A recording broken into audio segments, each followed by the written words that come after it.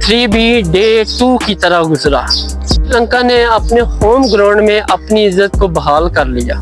Final match लेकिन कारकर्दगी zero. Captain हो तो ऐसा। बांग्लादेशी बॉलर भी श्रीलंकन बॉलर की तरह बेबस नजर आए। न सिर्फ 4-6 बल्कि चारों तरफ खेल का बेहतरीन मुजाहरा किया। पाथम नसंगा ने कमाल कर दिया। अस्सलाम वालेकुम, मैं हूं नासिर अली। आप देख रहे हैं क्रिकेट एनालिस्ट। उम्मीद है आप सब खैरियत से होंगे और जितने भी न्यू सब्सक्राइबर हैं उनको हम खुश आमदीद कहते हैं। और जो मेरे चैनल को देख रहे हैं उनसे रिक्वेस्ट है कि आप मेरे चैनल को सब्सक्राइब करें और बेल आइकन को लाजमी प्रेस करें ताकि मेरी आने वाली वीडियो आप तक आसानी पहुंच सके।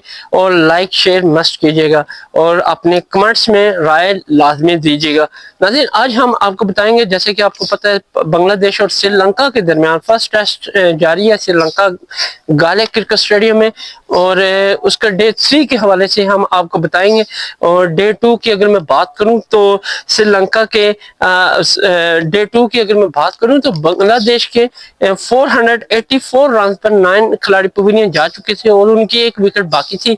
और ये फर्स्ट इनिंग अभी बांग्लादेश की जारी है।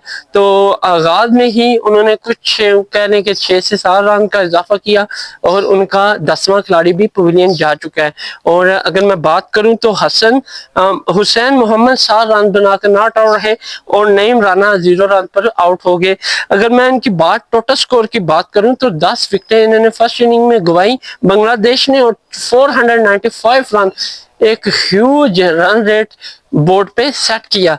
तो अगर मैं श्रीलंकन बॉलर्स की बात करूं तो उन्होंने पूरी फर्स्ट इनिंग में 19 रन एक्स्ट्रा दिए। और अगर ओवर की बात करूं तो उन्होंने फर्स्ट इनिंग में 153 ओवर करवा डाले।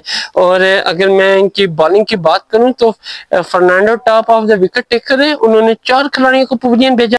अगर मिलान रतंगे की बात करूं तो उन्होंने 3 खिलाड़ियों को आउट किया और तरंगे ने भी 3 खिलाड़ियों को पवेलियन भेजा। तो देखना होगा कि फर्स्ट इनिंग श्रीलंका के आगाज में कि वो 494 रन अचीव कर पाते हैं या नहीं, क्योंकि जैसा कि मैंने आपको बताया है कि बैटिंग विकेट है और ये बॉलिंग स्पिन को थोड़ा बहुत टच देगी, अदरवाइज फास्ट को कोई इतनी हाथ से हेल्प नहीं देने जा रही। तो श्रीलंका ने अपनी फर्स्ट इनिंग का आगाज किया और कहने के उनके ओपनिंग की अगर मैं बात करूं तो पाथम नसंगा और लाहिरो अड्डा जो कि इन दोनों के दरमियान ओपनिंग फेस हुई और बांग्लादेश के पहाड़ जैसे स्कोर को अचीव करने के लिए फर्स्ट इनिंग में इन दोनों ने अपनी इनिंग का आगाज किया। तो इन दोनों के दरमियान इतनी लंबी बारी तो ना खेल सके, लेकिन कहने के बांग्लादेश को एक अर्ली ब्रेक थ्रू मिल गया और अपना क्या उसके बाद लाहिरो आडे को 29 रन पे पवेलियन जाना पड़ा और ये तजुल हुसैन की बॉल पे पवेलियन लौटे और यूं बांग्लादेश को अर्ली ही ब्रेक थ्रू मिल गया।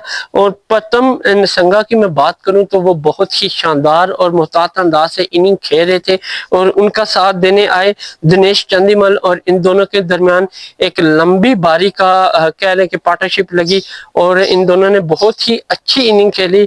और न सिर्फ इनिंग बल्कि स्कोरबोर्ड को भी इन्होंने बहुत ज्यादा मजबूत किया। और अगर इन दोनों की मैं बात करूं तो पाथम नसंगे ने 50 स्कोर किया और उसके बाद उनके बाउंड्रीज चारों तरफ निशाने चित किया और बांग्लादेश के बॉलर्स को बेबस किया। और चंदीमल के दरमियान इन दोनों की पार्टनरशिप बड़ी शानदार रही और ना सिर्फ पाथम नसंगा ने ना सिर्फ 50 बल्कि सेंचुरी स्कोर भी कर डाली। और कहने के ओपनिंग स्टार्ट में पाथम नसंगा ने बहुत ही बेहतरीन इनिंग का आगाज किया।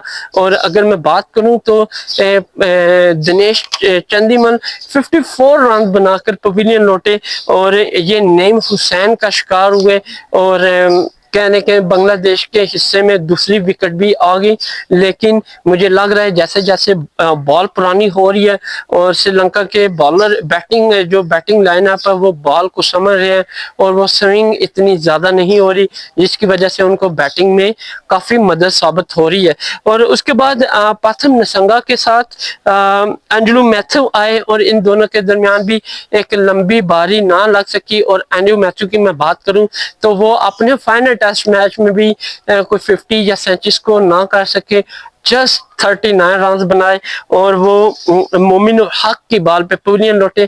اس کے بعد کمینڈو مینڈس اور پاتھم نسنگا کے درمیان پارٹنرشپ کا آغاز ہوا، اور لیکن ان دونوں کے درمیان ساتھ چھوڑا یہاں پہ پاتھم نسنگا نے، اور کہہ لیں کہ ایک ہیوج سکور کر ڈالا انہوں نے فرسٹ ہی اننگ میں، اور ڈے ہی 1 میں، مطلب کہ ڈے 3 تھا لیکن ان کی فرسٹ اننگ کا پہلا ڈے تھا، جس کی وجہ سے کہہ لیں کہ بہت تیز ترین کھیلے یہ، اور انہوں نے 187 رنز بنائے اور ایک ہیوج رن ریٹ کہہ لیں کہ بنایا، اور نہ صرف اپنا سکور بورڈ سیٹ کیا بلکہ ٹیم کو بھی ایک بہتر پوزیشن میں لے کر آئے۔ اگر میں بات کروں پاتھم نسنگا کی تو 187 رنز بنائے، حسین محمد کی بال پہ یہ پویلین گئے، اور اس کے بعد کمینڈو مینڈس اور ان کے سلوا جو کہ کیپٹن ہے، ان دونوں کے درمیان پارٹنرشپ کا آغاز ہوا، لیکن ان دونوں میں یہ دونوں ہی ناٹ آؤٹ رہے۔ اگر میں ان دونوں کی بات کروں تو مینڈس نے 37 رنز بنا کر ناٹ آؤٹ رہے اور کریز پہ موجود تھے، اس کے بعد سلوا 17 رنز بنا کر ناٹ آؤٹ رہے اور یہ بھی کریز پہ موجود ہے۔ تو سری لنکا کے اوورال ڈے 3 میں سکور بورڈ کی میں بات کروں تو کھیل کے اختتام پر انہوں نے اپنا ٹوٹل سکور جو بنایا 368 رن، اور ان کے 4 کھلاڑی پویلین گئے، اور یہ بالکل ہی قریب ہے 495 رن کے جو بنگلہ دیش نے فرسٹ اننگ میں ٹارگٹ دیا تھا، تو اس کے بہت ہی زیادہ یہ قریب ہیں۔ اگر میں ان کی سری لنکا کے ڈے 3 میں اوورز کی بات کروں تو انہوں نے 93 اوور کھیلے اور بڑی ہی شاندار کارکردگی کا مظاہرہ کیا، اور اگر میں بنگلہ دیش کے بالرز کی بات کروں تو مجھے بے بس نظر آئے، لیکن وکٹ ساروں نے ایک ایک لی، اور اگر میں بات کروں ان کا اننگ میں ایکسٹرا تو 5 رن ایکسٹرا دیے۔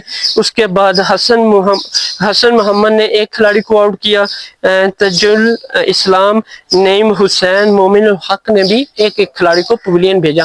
تو یوں کہہ لیں کہ بس تھوڑی دوری میں ہے سری لنکا جو کہ بنگلہ دیش کے ٹارگٹ کے ساتھ برابر ہونے میں، اور ڈے 4 دیکھتے ہیں کہ بنگلہ دیش ارلی نے پویلین بھیجتی ہے یا پھر اپنا جو 495 رن کا جو ٹارگٹ دیا اس کو اچیو کرواتی ہے۔ تو اب دیکھنا ہوگا کہ بنگلہ دیش کے بالر کی کیا اسٹریٹجی ہے، اور سری لنکا کے بیٹس مین جو کہ ان کے کیپٹن اور مینڈس دونوں کریز پہ موجود ہیں، اور دیکھنا ہوگا کہ ان کی اسٹریٹجی کیا ہے اور یہ کیا کارکردگی دکھاتے ہیں، اور یہ اپنی عزت کو اپنے ہی ہوم گراؤنڈ میں بحال رکھ پاتے ہیں یا نہیں، یہ دیکھنا ہوگا ڈے 4 میں۔ تب تک کے لیے اجازت دیں، اللہ حافظ، ملتے ہیں ڈے 4 میں۔